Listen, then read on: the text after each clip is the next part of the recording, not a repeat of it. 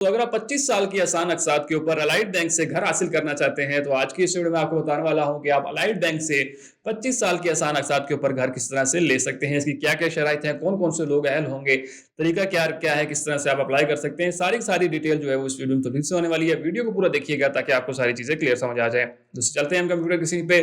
Computer की screen पे अगर कंप्यूटर की स्क्रीन पे चलने से पहले अगर आपने अब तक हमारा चैनल सब्सक्राइब नहीं किया, तो चैनल सब्सक्राइब कर लीजिए, साथ बेल का आइकन होगा, उसे लाज़मी दबाइएगा ताकि मेरी हर आने वाली वीडियो का नोटिफिकेशन आपको मिलता रहे। तो चलते हैं हम कंप्यूटर की स्क्रीन पे। तो दोस्तों हम कंप्यूटर की स्क्रीन पे आ चुके हैं। ये है अलाइड बैंक की ऑफिशियल वेबसाइट और यहाँ पे सारी की सारी डिटेल जो है वो हम देखेंगे, डिस्कस करेंगे कि अगर आप जो है वो घर लेना चाह रहे हैं तो उसके लिए क्या-क्या शराइत जो है यहाँ पे दी हुई है। सबसे पहले आपके पास ये आ जाता है कि allied home financing, find the right house financing in plan for your needs, कि आप जब घर लेना चाहते हैं तो उसके लिए आपके पास यहाँ पे काफी सारे प्लान जो है उनके पास हैं कि आप इनसे जो है वो घर ले सकते हैं।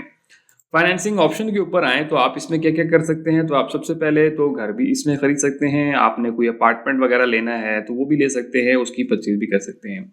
उसके बाद अगर आप जो है वो लैंड लेना चाहते हैं, मतलब आप जो है ज़मीन लेना चाहते हैं, वो भी ले सकते हैं। और ज़मीन के ऊपर जो है वो अगर आपके पास ऑलरेडी जो है ज़मीन है उसके ऊपर कंस्ट्रक्शन करना चाहते हैं तो उसके लिए भी आप इनसे जो है वो कर्जा ले सकते हैं।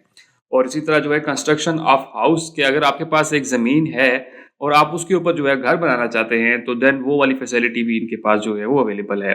इसी तरह होम रेनोवेशन है, मिसाल के तौर पर आप जो है वो ऑलरेडी आपका घर बना हुआ है लेकिन आप जो है वो एक पोर्शन ऊपर बनाना चाहते हैं या कोई और उसकी जो है वो रेनोवेशन कराना चाहते हैं तो वो उसके लिए भी आप इनसे कर्जा जो है वो ले सकते हैं।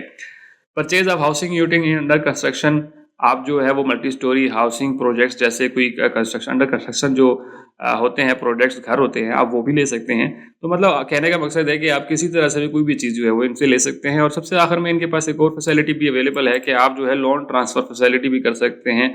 मीन्स इसमें ये होता है कि आपने अगर किसी और बैंक से कर्जा लिया हुआ है तो आपको लग रहा है कि यार वहाँ पे जो है वो मुझसे ज़्यादा जो है वो उसकी मंथली किस्त है, तो आप अगर इनकी मंथली किस्त जो है वो कम है तो आप इनसे कर्जा लेकर उनको दे सकते हैं और आसानी से इनकी अक़सात को वापस कर सकते हैं। तो ये फैसिलिटी भी ये लोग जो है वो आपको प्रोवाइड करते हैं, ठीक है। उसके बाद आगे चलते हैं तो फीचर और बेनिफिट्स की बात करें तो आप जो है वो तकरीबन 7.5 करोड़ रुपए तक का कर्जा जो है वो ले सकते हैं। 75 मिलियन का कर्जा जो है वो आप ले सकते हैं। उसके बाद जो है रीपेमेंट टेन्योर, आप जो है वो 3 से 25 साल की आसान अक़सात के ऊपर वापस कर सकते हैं। तो 3 से 25 साल की आसान अक़सात के ऊपर आप जो है इनसे कर्जा जो है वो ले सकते हैं। लोन ट्रांसफ़र फैसिलिटी और लोन मार्कअप, तो आप जो है वो लोन का ट्रांसफ़र फैसिलिटी लेंगे तो उसमें जो है वो मार्कअप बाकी बैंकों के मुकाबले में इनका कहना है कि हमारा काफ़ी कम है। लाइफ जो है वो फ्री लाइफ इंश्योरेंस आपको इसमें मिल जाती है, तो ये एक जो है वो फीचर भी आपको इसमें मिल जाता है। उसके बाद जो है वो facility being offered in 9 cities only, ये जो फैसिलिटी है ये कहाँ-कहाँ पे है वो इन्होंने कहना है कि कराची में है, लाहौर, इस्लामाबाद, रावलपिंडी, फैसलाबाद, गुजरांवाला, सियालकोट, मुल्तान और हैदराबाद के शहरों में जो है वो ये फैसिलिटी आपको मिल जाएगी। मतलब इन जगहों पे जाके आप अप्लाई करेंगे। इसका ये मतलब नहीं है कि आपने ज़रूरी है यहीं पे ज़मीन लेनी है। इसका मतलब ये है कि इन जगहों पे जो बैंक होंगे इन शहरों के, वहाँ पे जाके आप इसके लिए अप्लाई कर सकते हैं और वहीं पे जाके आपकी सारी डॉक्यूमेंटेशन होगी। इसके अलावा आप पूरे पाकिस्तान में कहीं भी जाते हैं तो आपको ये फैसिलिटी जो है वो नहीं मिलेगी, क्योंकि सारे बैंक यही कहेंगे कि ऐसी कोई भी जो है ऑफ़र नहीं है। लेकिन जो इन्होंने बताया है इन शहरों के जो बैंक हैं उनकी ब्रांचेस के ऊपर अगर आप जाएंगे तो वहीं पे आपको सारा कुछ जो है वो मिल जाएगा। नेक्स्ट चलते हैं एलिजिबल क्राइटेरिया की बात करें, जो कि सबसे इंपॉर्टेंट है कि कौन-कौन से लोग जो है वो इसके लिए अहल होंगे। तो यहाँ पे है कि आप एक पाकिस्तानी होने चाहिए, आप पाकिस्तानी नेशनल होने चाहिए और आपकी जो उम्र है वो तो 25 से 57 साल के दरमियान में जो है वो होनी चाहिए। उसके बाद जो है इसमें 2 कैटेगरी आ जाती हैं, एक जो है बिजनेस वाले और एक जो है वो सैलरी वाले। तो मैक्सिमम 6 मंथ जो है वो आपका एबीएल या किसी और बैंक में जो है वो आपका अकाउंट होना लाजमी है। इसमें सबसे अच्छी चीज़ ये है कि ज़रूरी नहीं है कि आपका एबीएल में ही अकाउंट हो। इनका कहना है कि आपका 6 महीने हो गया हो किसी भी बैंक में, आपका अकाउंट जो है वो होना चाहिए।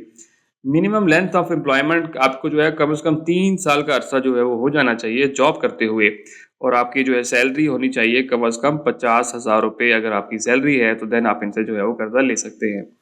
उसके बाद जो है रिलेशनशिप में अगर हम आ जाए तो दूसरा है कि सेल्फ एम्प्लॉयड मतलब बिजनेसमैन जो होते हैं उनके लिए क्या शराइत हैं। तो ये है कि आपका जो है वो 1 साल हो जाना चाहिए, अलाइड बैंक में आपका अकाउंट होना चाहिए। और अगर आपका अलाइड बैंक में नहीं है तो इनके लिए ये शर्त है कि उनका जो है वो 2 साल का अरसा हो जाना चाहिए, किसी भी और बैंक में उनका अकाउंट होना चाहिए। तो इनके लिए थोड़ी-सी चेंज है कि 1 साल का अरसा हो आपका जो है अगर एबीएल में है, अगर एबीएल में नहीं है तो आपका किसी और भी बैंक में अगर अकाउंट है तो उसको 2 साल का अरसा जो है वो हो जाना चाहिए खुले हुए।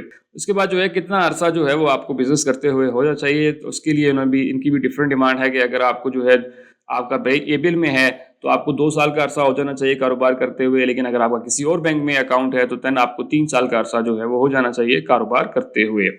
मिनिमम मंथली इनकम जो आप कमाते हों वो तकरीबन जो है 75,000 रुपए कमाते हों, अगर आपका जो है अकाउंट अलाइड बैंक में है, अगर किसी और बैंक में है तो देन आपका जो है वो 1 लाख रुपए पर मंथ के हिसाब से आप कमाते हो तो देन आप इसके लिए एहल होंगे। तो ये सारा बेसिक सा एलिजिबल क्राइटेरिया था।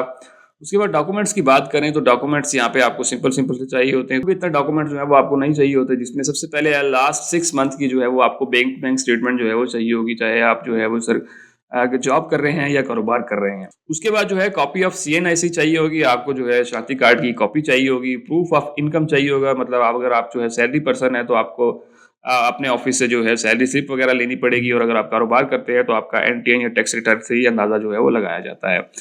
कंप्लीट एंड जो है वो आपका एप्लीकेशन एक फॉर्म होगा, आपने वो जो है वो फिल करना होगा।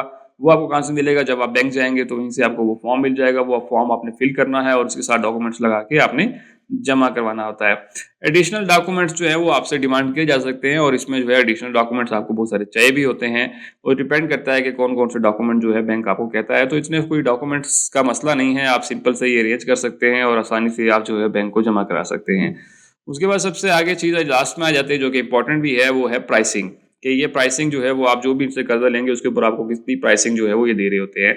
तो उसमें सबसे पहले हम आ जाते हैं यहाँ पे, मिनिमम जो है वो इनका 1 ईयर का एबोर प्लस 1.75% जो है मिनिमम है, और मैक्सिमम जो है वो इनका जो है 1 ईयर का एबोर प्लस 5% जो है वो आपको इसके ऊपर जो है वो देना पड़ता है। ठीक है, तो ये डिफरेंट है कि मतलब वेरी करता है कि मिनिमम जो है वो किसके ऊपर लगेगा और जो है मैक्सिमम किसके ऊपर लगेगा। तो समटाइम मिनिमम जो है वो सैलरीड पर्सन के ऊपर लग रहा होता है, और मैक्सिमम जो है वो जितने भी कारोबारी हजरात हैं उनके ऊपर ये जो है वो लग रहा होता है। तो ये बेसिक सी चीज़ें थी, इसमें कोई ऐसी चीज़ नहीं है कि जो कि आम इंसान को समझ ना आए।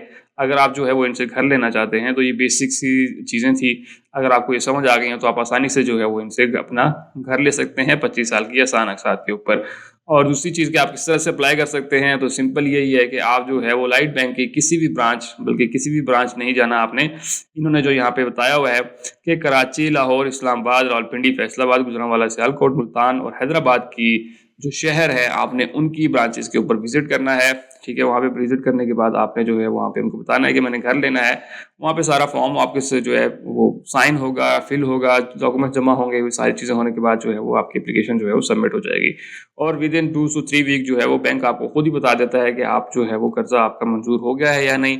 अगर मंजूर हो गया तो आपको ट्रांसफ़र कर देते हैं, अगर नहीं हुआ तो देन मतलब इसका मतलब है कि आप जो है वो इसके लिए अप्लाई नहीं कर सकते, और उसकी क्या रीज़न होगी वो भी बैंक आपको जो है बता देगा कि आपकी ये चीज़ जो है वो कम है, इसलिए आपको कर्जा जो है वो नहीं दिया गया है। तो इस तरह से आप जो है अलाइड बैंक से जो है वो अपना आसान अक़सात के ऊपर जो है वो घर ले सकते हैं। दोस्तों ये वो सारी डिटेल थी कि आप किस तरह से अलाइड बैंक से जो है वो 25 साल के आसान अक़सात के ऊपर जो है वो घर आसान अक़सात के ऊपर ले सकते हैं। होप सो आपको सारी चीज़ें क्लियर समझ आ गई होंगी। अगर आपका फिर भी कोई क्वेश्चन हो तो मुझे कमेंट सेक्शन में लाजमी बताइएगा। सबसे इंपॉर्टेंट ये कि दूसरे दोस्तों तक वीडियो लाजमी शेयर कीजिए ताकि बाकी लोग भी इस चीज़ से फ़ायदा उठा सकें। और सबसे आखिर में, अगर आपने अब तक हमारा चैनल सब्सक्राइब नहीं किया तो चैनल सब्सक्राइब कर लीजिए, साथ बेल का आइकन होगा उसे लाजमी दबाइएगा ताकि मेरी हर आने वाली वीडियो का नोटिफिकेशन आपको मिलता रहे। दोस्तों मिलते हैं इसी तरह की अगली वीडियो में, तब तक के लिए मुझे इजाज़त दीजिए। अल्लाह हाफिज़।